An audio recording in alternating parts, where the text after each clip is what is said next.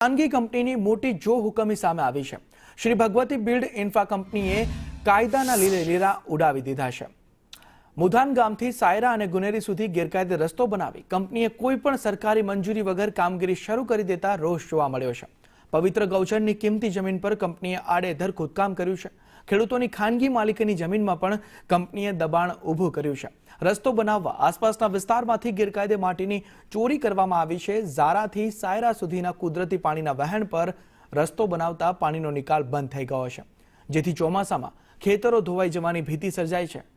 ગામ બેટમાં ફેરવાય તેવી ગંભીર સ્થિતિ કંપનીએ ઊભી કરી દીધી છે, ત્યારે રસ્તા પરથી કેમિકલ ભરેલા ભારે વાહનો પસાર થવાના છે।